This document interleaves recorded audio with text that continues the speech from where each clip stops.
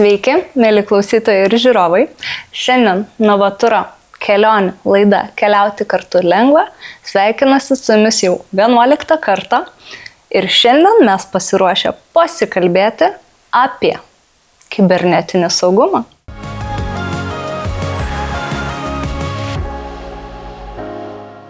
Tai ir dažniausiai žmonės kreipiasi prieš tai, kad sužinoti, kaip išvengti tų atakų, ar jau kreipiasi tada, kai jau atakos įvykusios. Patys atakuotojai įprastai pakeičia vieną arba kelias raides. Nuorodoje novaturas.lt pakeista O raidė į nuliuką. Dažniausiai būname linkę naudotis tais viešaisiais tinklais, kurie būna neapsaugoti. Įprastai laukiant oro uoste. Kaip galima apsaugoti save? VPN ryšys yra vienas iš galimų variantų. Pats profilis jau, kuris yra sukurtas, tai dar nereiškia, kad tai yra būtent tas asmuo.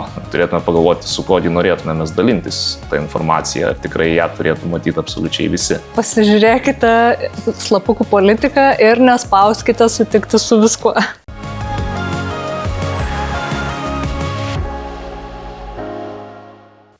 Šiandien svečiuose turime Darių iš Not Baltic kompanijos, kuri būtent ir užsiema jau 20 metų tuo, kad jūs kibernetinėje erdvėje, nuotolinėje erdvėje jaustumėte saugus, ir Darius dirba kaip IT inžinierius ir šiandien kartu su mumis ir su jumis pasidalins naudingais patarimais, kaip visame šitame apsipirkimų pasaulyje, visame nuotolinėme interneto pasaulyje teisingai susiplanuoti savo kelionę, saugiai svarbiausia, kaip keliaujant išvengti įmanomų kliūčių.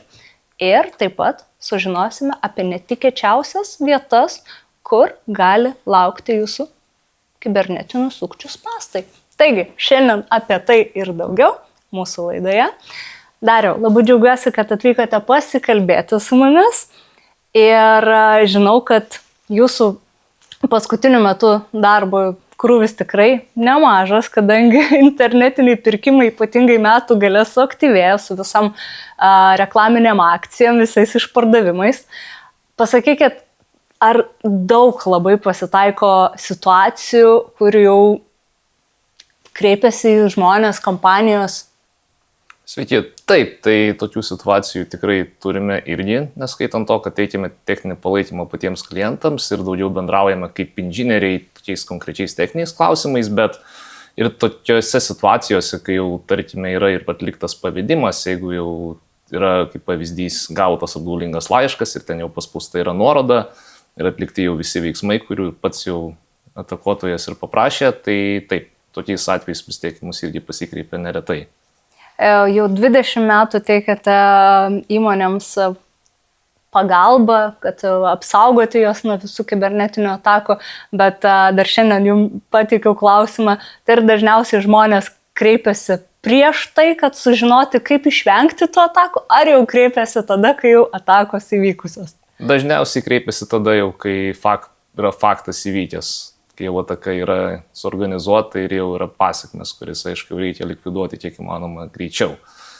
Ir mes šiandien būtent dėl to su jumis ir kalbame, kad pasidalinti, kaip galima užbėgti įvykiams už akių ir neužkliūti ant kai kurių kabliukų šitoj vietoje. Ir labai dažnai kyla klausimas, kurioje vietoje planuojantis užsisakant savo kelionę gali tykoti kažkoks kibernetinis pavojus. Taip, tai kai jau yra atliekamas planavimas pačios kelionės ir kai jau yra ruošiamasi atlikti patį užsakymą, ar tai būtų jau pati elektroninė parduotuvė, kur galima atlikti apmokėjimą, ar tai būtų pats įrašas, tarkim, socialinėme tinkle su nuoroda, kuris mus nukreiptų jau į patį puslapį, kuriame mes jau galime atlikti užsakymą, tai tokiais atvejais visada yra labai svarbu pasižiūrėti, taip sakant, ir tos svetainės pavadinimą ir tikrinti autentiškumą, apie ką taip pat irgi galiu dar daugiau papasakoti, nes tikrai turime daug pavyzdžių, kuomet yra pasinaudojama jau žinomų organizacijų pavadinimais ir taip pat ir kelionių agentūrų logotipai yra naudojami, kai jau yra svetainės kūriamos ir jos jau yra, kad yra apgaulingos, bet jos atrodo labai identiškai. Tai kokių ženklų reikėtų, kokie ženklai galėtų identifikuoti, kad reiktų patikrinti informaciją. Tarkim, perkant kelionę ir yra Novaturo pasiūlymas. Į ką reikėtų atkreipti dėmesį, kad tai galėtų būti nukopijuota informacija ir pasinaudota logotipu? Taip, tai jeigu jau mes apsilankome pačioje svetainėje ir, tarkime, yra pavadinime užrašyta novaturas.lt, kaip tai būtų oficialus pats jau pavadinimas pačios įmonės, tai ką ir naudoja patys atakuotojai šiuo atveju, tai jie įprastai pakeičia vieną arba kelias raides pačiame domeno pavadinime jau, su kuriuo mes esame užmesgę ryšį, tai yra tas pats jau nutolęs serveris, su kuriuo mes ir bendraujame, kur ir matome visą informaciją. Tai dėja, bet iš piktavalių pusės tai yra labai efektyvu ir mes dažnu atveju, kai jau skubame veiksmus atlikti, to nepastebime. Ir jau, taip tariant, po fakto jau tada jau galime tik tais ką padaryti, tai susisiekti su banku, jeigu jau yra atliktas pavedimas ir paprašyti, jog kortelė būtų užblokuota. Aišku, yra ir kiti faktoriai, tai taip pat, kai jau užmesgame su svetainė ryšį, tai dar yra tas dalykas, kad ryšys gali būti saugus arba ne. O kalbant apie ryšio saugumą ir nesaugumą, tai yra labai svarbus elementas pats naudojamas ryšio protokolas. Labai neinant, aišku, į techninės detalės, bet taip trumpai tai yra HTTPS ryšys, kuris jau dabar yra laikomas šiais laikais saugiu ir visa informacija, kurią mes nusiunčiame į tą nutolusį serverį ir kurią gauname, jį būna šifruojama. Ir atvirų tekstų jos perskaityti jau nebelieka galimybės iš tikrųjų. Net jeigu yra jau įsiterpta į patį tinklą ir yra peržiūrima tai, ką mes siunčiame ir ką gauname, jeigu yra jau vadinamoji, kaip pavyzdys, man in the middle ataka, kuri būna, jeigu, tarkime, mes esame prisijungę prie viešojo Wi-Fi tinklo.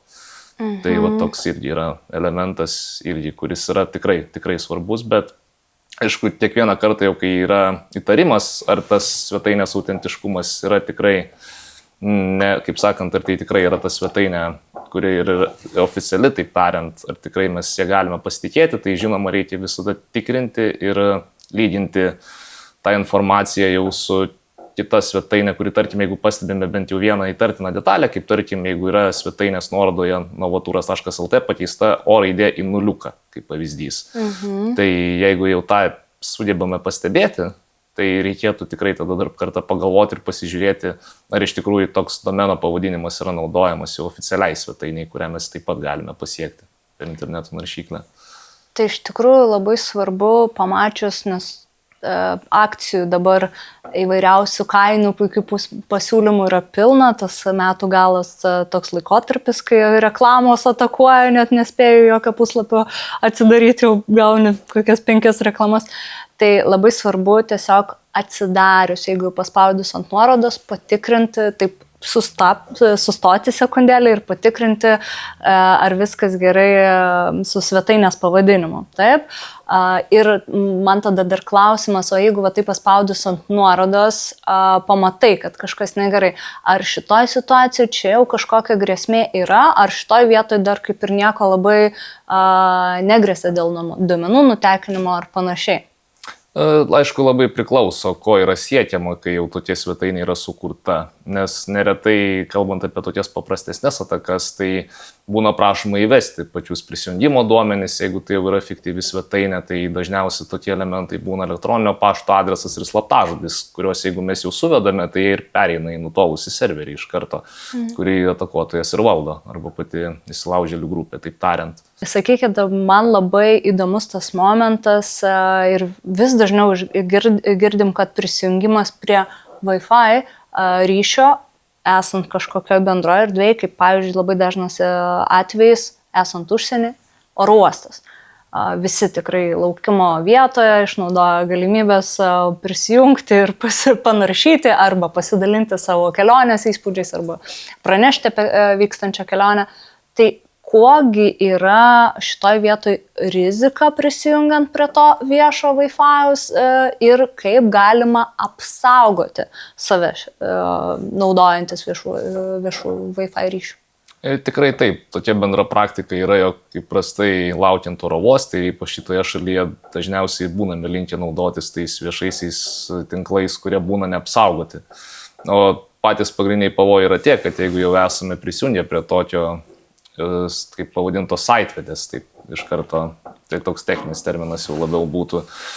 Pats ryšys jau, kurį mes esame užmesgę, ir jeigu nesinaudojame taip pat ir VPN paslauga, apie ką dar taip pat irgi galėsiu papasakoti šiek tiek daugiau, tai pats ryšys jisai būna nešifruojamas ir visa ta informacija, kuri jau būna nusiunčiama per patį ryšį, kurį jau mes esame užmesgę, gali būti nuskaityta. Ir tai jau yra grindžiamas pavyzdžių, kai būna įvykdoma man in the middle ataka, taip vadinama, kai jau yra įsiterpęs pats įsilaužėlis į tinklą ir gali pačią informaciją nuskaityti, nesvarbu, ar mes jungiamės prie elektroninės bankininkystės ar prie kitos platformos, kur yra poreikis suvesti mūsų asmeninius duomenis, ar tai būtų asmens kodas, ar kitas identifikacinis elementas. Tai taip tariant, tai gali būti labai lengvai pasisavinta, jeigu jau mes naudojamės viešuoju tinklu, kuris įprastai būna tikrai prižiūrimas ne pagal geriausias saugumo praktikas. Tokia situacija, kai jau prisijungi prie bevėlio ryšio esant viešo erdvėj, dažniausiai prašoma suvesti vardą, pavardę ir elektroninį paštą. Tai šitoje vietoje jau ganėtinai, sakykime, tai yra rizikinga. Ar kažkokius kitus duomenis jau prašant įvesti, jau, sakykime, padidėja rizika, kad jūsų duomenis yra nutekinami. Ar vis tik vardas, pavardė ir elektroninis paštas yra ganėtinai saugu? Net ir tokie duomenys gali tikrai būti panaudoti ir nutekinti, jeigu įvyksta duomenų nutekėjimo ataka, kuri jau būtų vykdoma prieš būtent to viešojo tinklo teikėją šiuo atveju. Bet ir tuo pačiu, nors ir yra prašoma pateikti tą informaciją kaip vardą, pavardę, elektroninį paštą, tai yra toks kaip irgi registravimo mechanizmas, kad būtų suteikta prieiga prie išorinių tinklų, kuriuos jau mes galime naršyti internete. Tai kaip ir tokia patvirtinimo priemonė, bet tai tikrai nereiškia, kad pats tinklas nuo to gali būti saugesnis ar yra saugus, kaip galbūt gali atrodyti visiems, kurie iki šiol naudojasi ir bent jau gal iki šiol taip mąstė, kad tai yra jau tokia kaip saugumo priemonė, kuri jau užtikrina, kad informacija, kurią mes jau perduosime tame būtent toje sesijoje, kad ji tikrai bus apsaugota ir jos tikrai niekas nepasisavins. Tai kokios tos saugumo priemonės šitoj situacijai, naudojantis viešbučiuose ar oro uostuose, Wi-Fi'aus ryšių, ką reikėtų žinoti, ar gal šitoj vietoj tikriausiai VPN naudoti, gal galite daugiau papasakoti? Taip, VPN ryšys yra vienas iš galimų variantų, kurį tikrai rekomenduojame naudoti ir jau kai yra naudojamas toks ryšys, kai yra užmezgama sesija, būtent jungus ir VPN ryšio paslaugą, tai yra sukūriamas toks vadinamasis tunelis, kuris komunikuoja, kuomet vyksta pati komunikacija jau tarp mūsų įrenginio ir su pačiu įrenginiu ir internetu, kuriuo būna išėjimas internetą ir visas tas rautas jau, kuris būna perdodamas per tą vadinamąjį tunelį, jis būna šifruojamas ir jau ten yra naudojami patys geriausi algoritmai, įprastai geriausi iš tos pusės, jokios yra sunkiausia apeiti. Ir yra įprastai jau naudojamas asimetrinis šifravimas, kas jau yra viena iš geriausių saugumo praktikų. O yra kiti dar būdai, kurie galėtų padėti apsisaugoti nuo kibernetinių atakų šitoje vietoje? Apskritai, kalbant apie naršymą internete, jeigu esame ypač visiškai kitoje šalyje, tai yra visada alternatyvos, jog galime naudotis mobiliuoju ryšiu. Ar tai būtų tas pats operatorius, kurio paslaugas naudojame ir čia Lietuvoje, arba tai galėtų būti ir programėlės, kaip pavyzdys Seili, kuri yra sukurta kompanijos Nord Security ir ten yra galimybė naudojantis programėlę susikurti tokias laikinas elektroninės SIM korteles, kurios taip pat mums duoda jau prieimą prie išorinių tinklų, būnant visiškai kitoje valstybėje. Ir toks variantas tikrai yra geresnis, negu tikrai taip jau aklai pasikliauti viešaisiais tinklais, kurie veikia jau būtent toje valstybėje. Ir kaip jau ir minėjau, tokie viešieji tinklai prastai tikrai neturi tokios priežiūros, kur čia turėtų būti pagal geriausias praktikas. Mes iš tikrųjų dabar pripratę labai keliauti patogiai Europos Sąjungoje, kur mūsų mobiliai duomenys veikia puikiai, dažniausiai ir neribotą kiekį turim duomenų ir galim būti visą laiką ryšyje, bet taip, kalbant ne apie Europos Sąjungos šalis, mes irgi rekomenduojam ir patariam visą laiką šiais laikais nepamiršti apie eSIM kortelę, kuri šiuo atveju dar padeda išlaikyti šiek tiek saugumą. Bet šitoj situacijai, kalbant apie buvimą užsienį su limituotu duomenų kiekiu, nes vis tiek elektroninė SIM kortelė, joje dažniausiai yra tam tikras kiekis duomenų, o visigi atostogų išvykę mėgsta dalintis nuotraukom, iš viešbučio, iš kelionių, iš įspūdžių, video, kas irgi yra didelis duomenų kiekis. Tai kaipgi šitoj situacijai, kaip saugiai dalintis tom nuotraukom arba didesniais duomenų kiekiais? Kalbant apie patį saugumą, tai dalinimasis jau tiek nuotraukomis arba vaizdo įrašai socialiniuose tinkluose tikrai ne visais atvejais būna tai jau tikrai geriausia praktika, jog jau nusprendžiame būtent viešinti tą informaciją, nes įprastai, kalbant ir apie socialinius tinklus kaip Facebook, ir žmonės jau, kurios turime drauguose, tai ypač tokiais atvejais, jeigu turime labai daug kontaktų ir dažniausiai ir tokių, kurių tikrai gerai nepažįstame, tai tokia yra iš karto rizika, kad jeigu mes tą informaciją pasidalinsim, tikrai negalime garantuoti, kad niekas prieš mus jos nepanaudos, nes pats profilis jau, kuris yra sukurtas, tai dar nereiškia, kad tai yra būtent tas asmuo, kuris yra sukūręs tą profilį. Tai čia yra vienas iš tokių socialinės inžinerijos praktikų, kurią tikrai jau naudoja tada, kai yra norima jau tiesiog, aišku, patenkti pačiam žmogui, bet pats tas dalinimasis, mano manimu, jis turėtų vykti tik tais būtent su tuo žmonių ratu, kurį mes tikrai žinom ir pažįstam. Aišku, 100% apsisaugoti tikrai niekada nėra galimybės, dėl to ir turim išlaikyti budrumą ir gerai pagalvoti prieš jau bendrinant tokį turinį socialiniuose tinkluose ir turėtume pagalvoti, su kuo norėtume mes dalintis tą informaciją, ar tikrai ją turėtų matyti absoliučiai visi.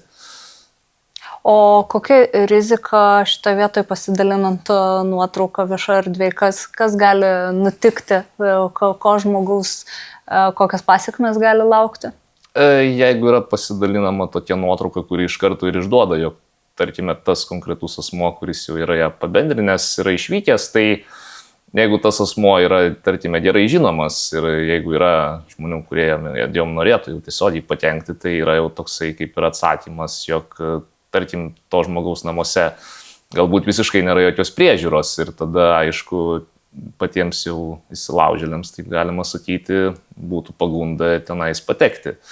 Arba paieškoti bent jau būtų ten patekti ir tai yra toks kaip įsidavimo elementas.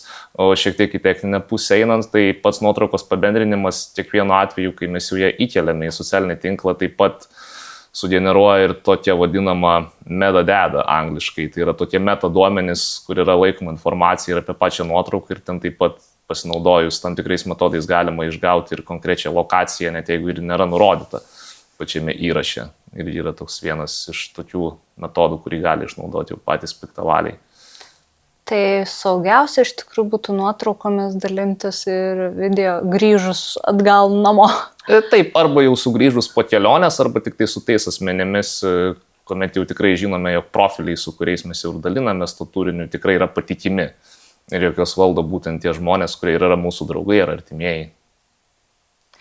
O kaip yra su slapuku visa politika? Šitas klausimas, nežinau, kiek susijęs su kibernetiniu saugumu, bet dažnai visiems kyla klausimas, bet kurią svetainę atsidarai ir vis išmeta klausimą, ar sutikti su visais, ar tik būtinuosius slapukus priimti ar atmesti.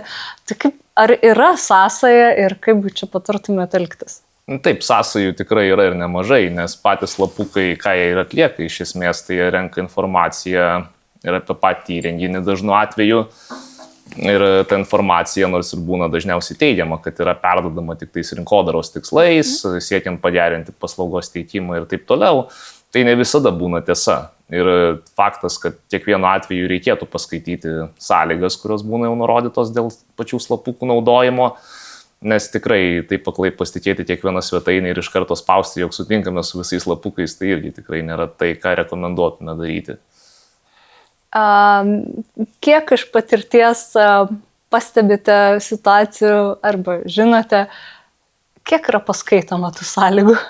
Tokių konkrečių atvejų gal negalėčiau įvardinti, nes taip tiesiogiai mūsų įprastai nesikreipia dėl to, kalbant apie slapukų politiką ir kas ten būna nurodyta, bet taip, bent jau iš artimosios aplinkos galima taip irgi sakyti, kad tikrai žinau, daugiausiai ir būna tokių atvejų, kuomet tikrai nėra skaitomos sąlygos, kaip tie slapukai būna naudojami ir kokia informacija yra renkama ir kam yra po to perdodama. Tai mes iš įpročio esame tokie, mes esame tingios būtybės ir mes įprastai norime kuo greičiau sutikti ir tik tais gauti prieimą prie turinio, kurio mums reikia. Tai yra kaip ir normalu, bet iš saugumo pusės tai nėra geras metodas. Tai ypatingai kelioniai. Jeigu kažkur naršote, pasižiūrėkite slapukų politiką ir nespauskite sutikti su viskuo. Tikrai taip. Būtų tokia mūsų rekomendacija ir kaip atstovų. Labai manau, kad daug naudingos informacijos šitoj vietoj ir man visą laiką kyla klausimų bendrai dėl to kibernetinio saugumo žingsnių, koks turi būti mąstysena, kad jaustumai šiek tiek saugesnis. Tu gali apsisaugot, užsisakydamas VPN turint, gali elektroninę SIM kortelę naudoti, tada dažniau patikrinti ramiai, iš kokio puslapio ateina informacija. Kokie dar žingsniai yra labai svarbus, gal tokį bendrai įsitvirtinant naują įprotį turėti, kad tiesiog jaustumės kiek įmanoma internetinėje aplinkoje saugus.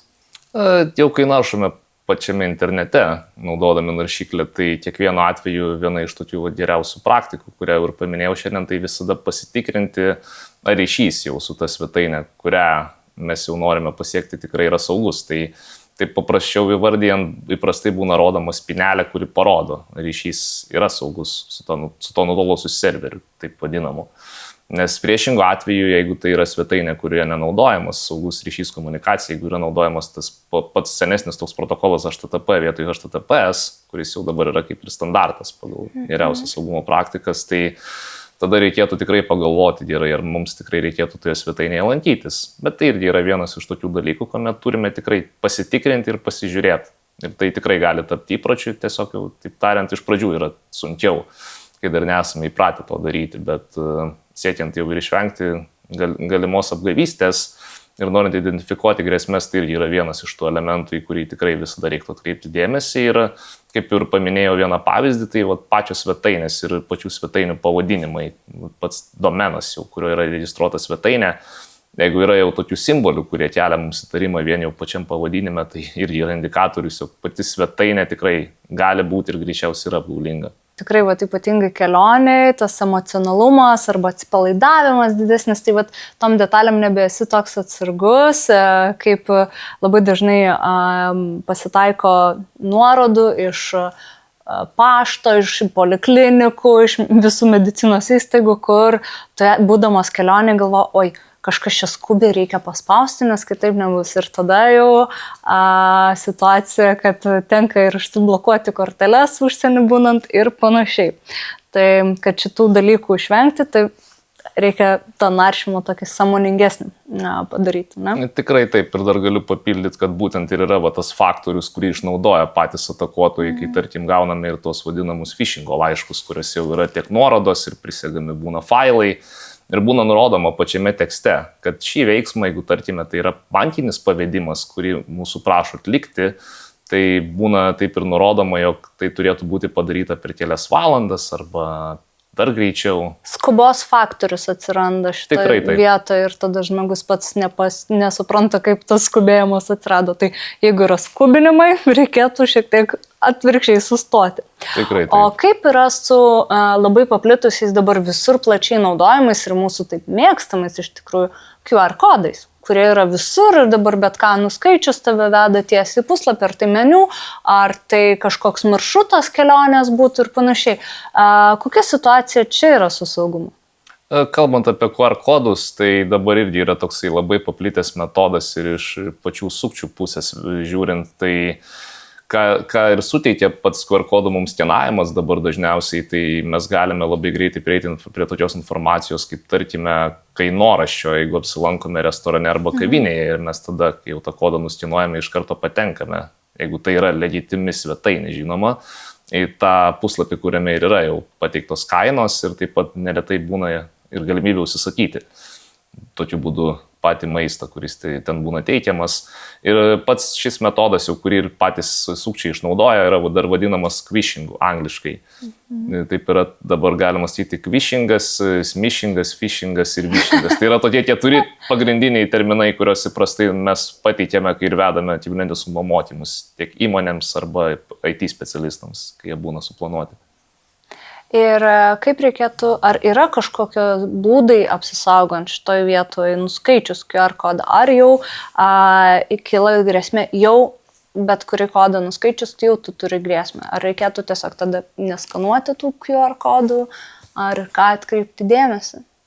Kalbant būtent apie skenavimą QR kodų ir jeigu jau tai yra atlikta, tai jeigu tai iš tikrųjų yra tokia kenkėjiška svetainė, kuri gali iškart ir paleisti kodą, kuris jau būna tenais implementuotas, tai tokiu atveju net nelabai ką ir galime padaryti, o taip siekiant to išvengti ir jeigu jau nors tiek abejojame autentiškumu pačio QR kodo, tai žinoma būtų geriau jo neskenuoti, nes tas tradicinis metodas, tarkim, ir apsilankius kavinėje dar yra, jog mes galime užsisakyti ir paprašant padavėjo arba padavėjos darbuotojo, kuris taip tariant dirba tame restorane arba kavinėje. Tai geriau būtų elgtis taip, nes ką dar ir norėčiau paminėti, tai ir pateikime tokį pavyzdį ir kai vedame mokymus, jog dabar QR kodai būna išnaudojami ir iš tokios pusės, jog juos galima užklijuoti tiesiog, jeigu yra atspausdintas variantas pačio kodo ir jis gali būti išklijuotas, tarkime, kad ir ant parkomato, kuris būna skiriamas tam, kad būtų apmokėtas stovėjimo mokestis ir žinoma, pats QR kodas būna nurodomas tam, kad būtų tai galima atlikti ir per programėlę, kas yra patogiau. Bet piktavaliai šioje vietoje irgi tikrai yra sumanus ir neretai mes patys net neįtarėme, kad pats QR kodas gali būti tiesiog užklijuotas ant viršaus ir tai jau būtų tas fiktyvios nuorodos kodas, kurie jau ir mūsų į kurią mes jau būtume nukreipiami iš karto, jeigu jau nuskenuojame tą kodą ir jau ten net nieko netlikus papildomai jau gali būti padaryta žala mūsų įrenginiui mažų mažiausiai, o kitu atveju, jeigu jau mes atsidarome tą nuorodą ir jeigu yra prašoma įvesti duomenis, tai aišku dar lieka tos, kaip sakant, erdvės, kur mes turime dar pagalvoti gerai ir turime pamastyti, ar tikrai reikėtų tai atlikti, bet jau tada reikėtų ir papildomų veiksmų. Tai ypatingai būnant kažkur nesau įprastoj zonoj, reikėtų galbūt to greitesnio proceso šiek tiek ir privengti ir šiek tiek apsunkinti savo kasdienybę, atliekant tam tikrų daugiau techninių veiksmų vietoj to, kad greičiau nusiskanuot kodą, taip? Taip, tai irgi aišku yra toks ne iš karto išugdomas įprotis, bet ypač pamatant jau tokius pirmosius pavyzdžius ir žinoma jau domintis, būtent čia sritimi kalbant apie kibernetinį saugumą ir tendencijas, kurios mus dabar supa kiekvieną dieną, tai toks įprotis irgi tikrai būtų geras pasižiūrėti, ar pats QR kodas tikrai nėra falsifikuotas, taip tariant, ar jis nėra suklastotas. Ir jeigu jau matome, kad tarkime, yra užklijuotas ir jau vizualiai tai pastebime, tai tikrai tokio QR kodo nereikėtų iš karto taip staigiai skenuoti, nes tai jau yra pavojus, galima taip sakyti. Dauguma iš mūsų naudoja ir namuose elektroninius prietaisus, kurie dažniausiai yra susisieti ir valdomi programėlėmis išmaniosiamis, viskas dabar nuotoliu, viskas pajungta prie interneto.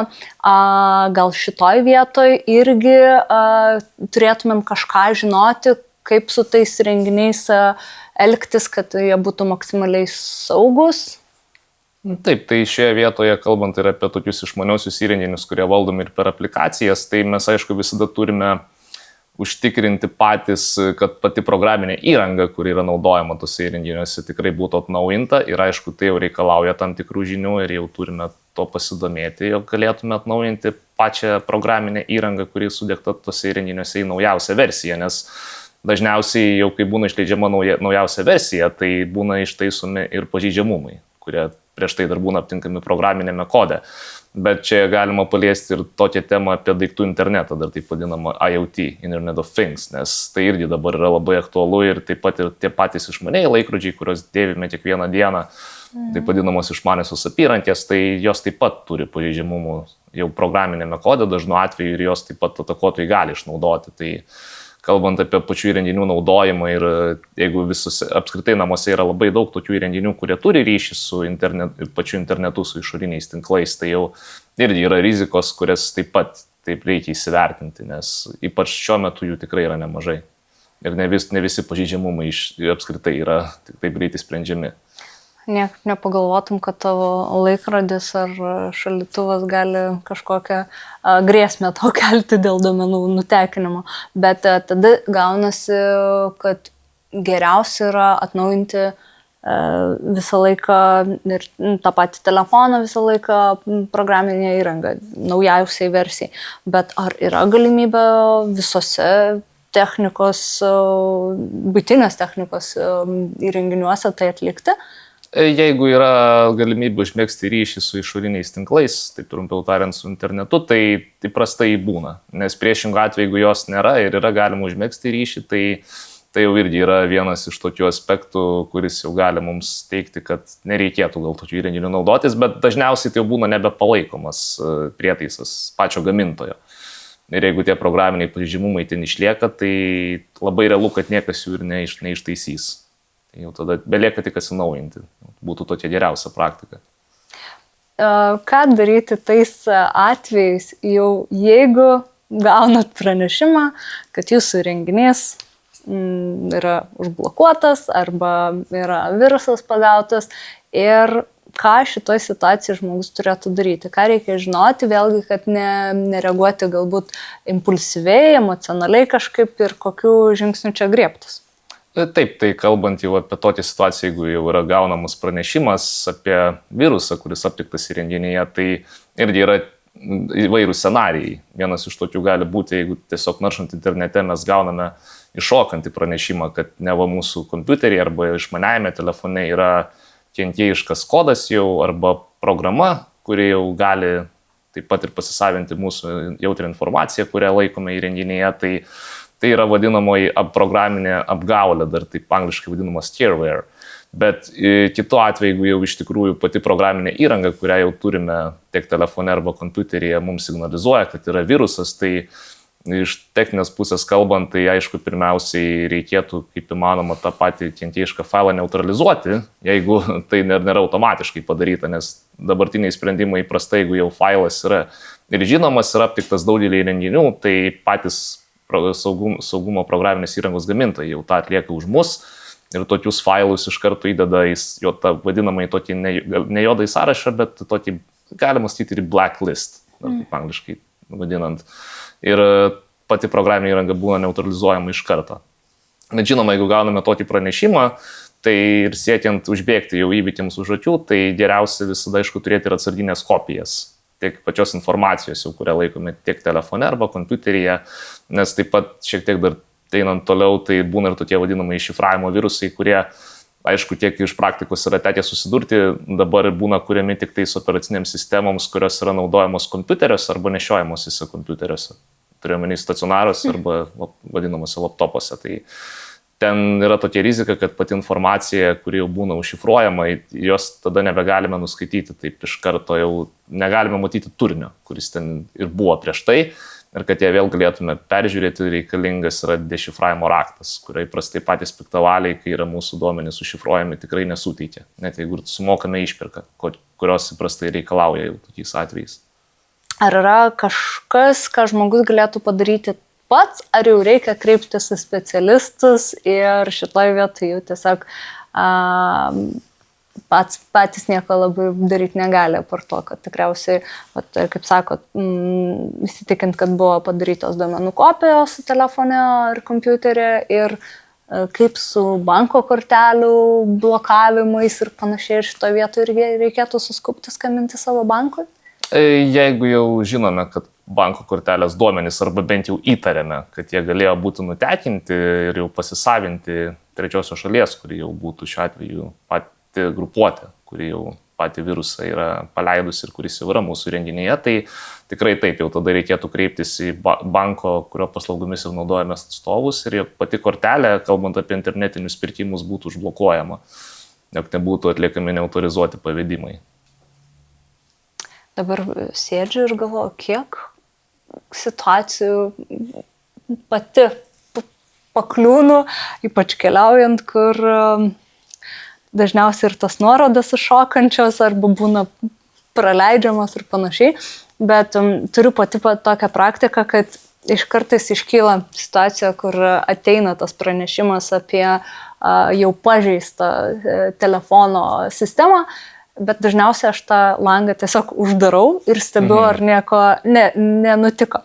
Nes kiek žinau, kad irgi yra skirtumas tarp naršyklių ir telefono gamintojai dalinasi, kad jų naršyklės vienas yra saugesnis už kitas.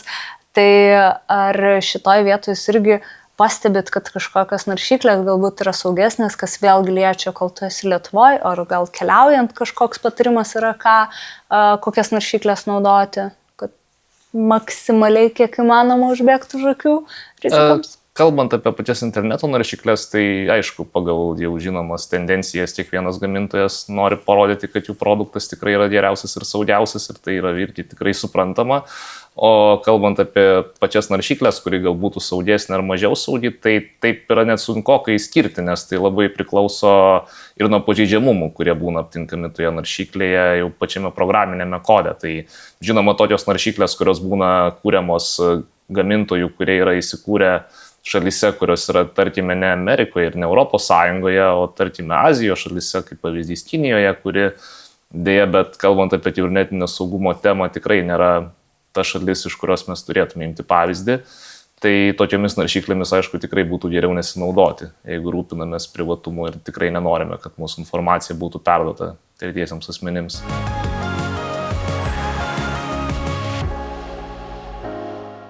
Dariau, keliaukime prie mūsų 2 laidos rubrikų. Slaptas kelionės prieskonis, viena iš jų, kai visų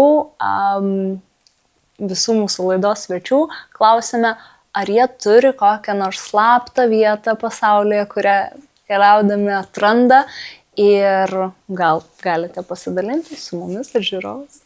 Nežinau, ar tai būtų tokia kaip slapta vieta, bet jeigu įskirti tokią vieną kelionę, kurią turėjau kaip tik šiemet ir įvyko kartu su kolegomis, kaip tik, kai keliavome šiemet į Turkiją ir į Antaliją konkrečiai, tai nėra tai kažkokia slapta vieta, bet tai jau labiau toksai pietinis kraštas ir būtent tokioje valstybėje, kuri tikrai yra jau į pietus ir kur yra pats klimatas pakankamai šiltas, taip galima būtų sakyti, tai man tai jau buvo visai nemažas atradimas, nors yra tekę dar anksčiau šiek tiek lankytis Romoje ir jau tenais atrodė, kad tikrai yra karšta, bet man susidarė toks įspūdis, jog būtent tenais Antalijoje gali būti dar šilčiau.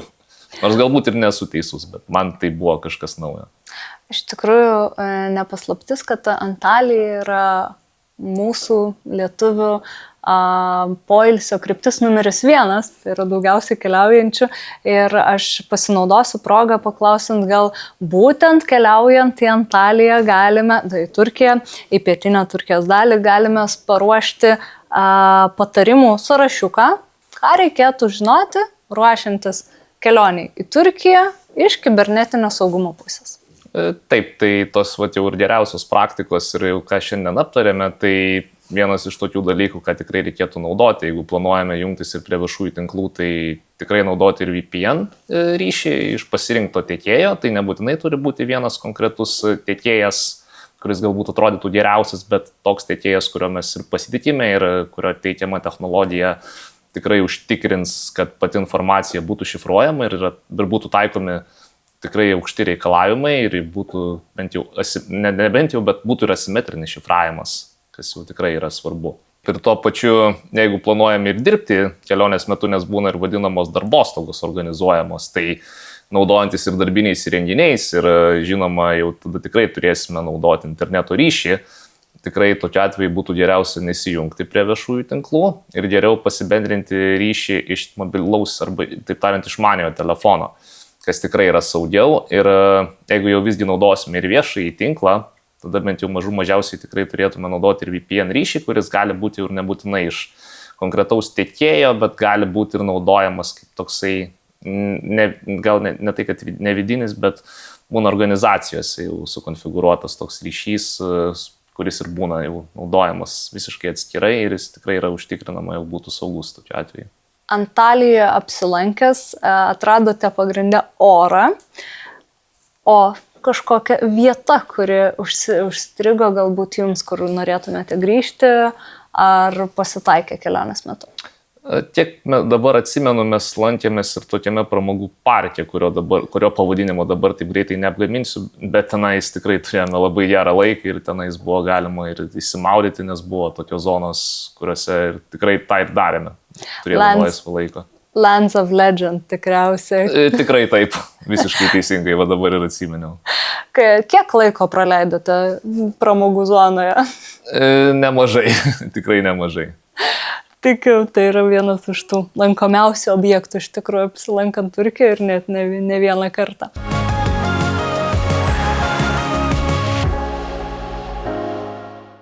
Įdomiausia ir juokingiausia laidos dalis tai didžiausias jūsų kelionės feilas. Nes keliaujant dažniausiai mes neapsieiname be nuotykių, tai gal galite pasidalinti savo istoriją. Taip, tai galėčiau papasakoti istoriją, kuomet kaip tik buvau išvykęs į dalinės studijas, kaip tik į Suomiją jau prieš 5 metų.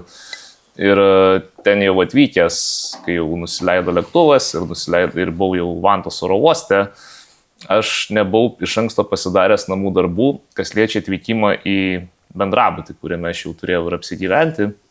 Ir ką aš buvau atlikęs, tai aš įsikviečiau taksi ir aš nuvažiavau tokiu būdu į tą vietą, kur jau ir buvo bendrabutis ir kur jau buvo, taip sakant, ir ta gatvė, ir ta vieta, kur jau aš ir ten po to praleidau nemažai laiko ir savo kambariokus ten pat irgi sutikau, kai jau jie buvo atvažiavę.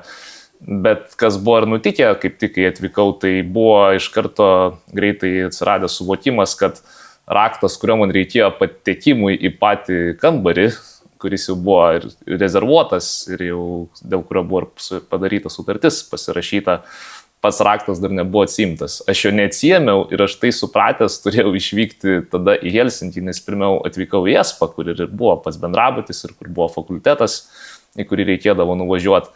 Aš tada turėjau nuvykti į Helsinkį ir tenais, aišku, mieste turėjau susirasti ofisą įstaigos, kuri ir išduoda raktus ir kuri yra atsakinga už studentų apgyvendinimą tiek Helsinkyje ir Espe, būtent toje vadinamoje Metropolitan Area. Tai be namų darbų pasidarimo turėjo šiek tiek atstumus pasikoreguoti ir pakeliauti, net nenorėdamas pats. Taip, bet pažiūrėjus atgal, ta diena tikrai buvo įsimintina ir aš turėjau galimybę pamatyti tikrai nemažai ir žinomų vietų ir taip pat pačių objektų, kurie yra Helsinkyje, nes tai yra tikrai nemažas miestas, visgi tai yra ir sostinė Suomijos. Tai džiaugiuosi, kad turėjote galimybę, vis tik kelionės, jas tikrai suteikia mūsų akiračiui platesnį požiūrį į pasaulį, žmonės, į kultūras. Na ir šiandien negaliu nepasidžiaugti iš tikrųjų, kad tokia tema aktualia, ypatingai po pandemijos, vis daugiau internetas yra mūsų kasdienybėje juntamas, tai tikrai labai smagu, kad galime apžvelgti ir kelionių pusę, dėl saugumo, kad kiek įmanoma daugiau namų darbų pasidaryti ir jokio pobūdžio nesusipratimai, nemalonumai mūsų nelydėtų, ypatingai kai būname toli nuo namų, kur jautiesi ir labiau pažeidžiamas. Tai labai džiaugiuosi, kad ir su mumis šiandien sutikote pasikalbėti ir kartu labai džiaugiuosi, kad jūsų įmonė Not Baltic, žinau, kad mokymus taip pat veda ir jau užsiema tuo, tą edukaciją, kad nepradėtumėm remtis jūsų paslaugom tada, kai jau viskas nutiko, o užeinant įvykiams už akių. Šitas visas laikotarpis, kai tikrai labai daug reklamos, išpardavimai, praėjęs juodasis penktadienis, kibernetinis pirmadienis, visas šurmulys dovanas perkant, manau, kad ne vienam iš vartotojų yra ganėtinai rizikingas, tai mes irgi prieš ateinant taip pat ir kelionių mugėms, kai didesnis yra kelionių pirkimas ir visi laukia dažniausiai geriausių nuolaidų, tai mes taip pat iš Novaturo pusės patariam, nepamirškite pažiūrėti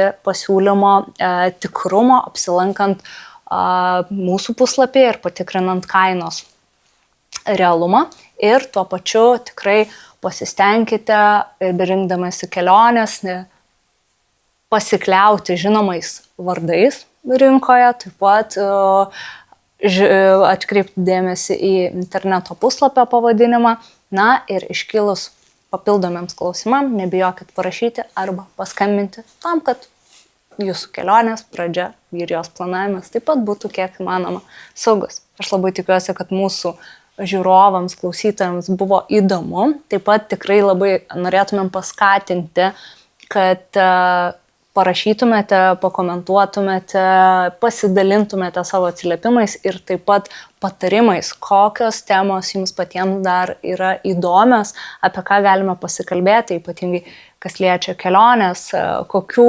klausimų jums iškyla ir mes pasistengsime apie jas pasikalbėti. Kągi, linkiu jums irgi saugios vartojimo ir kelionių patirties. Ir klausytams žiūrovams puikių kelionių ir saugaus laiko. Ačiū. Ačiū Jums.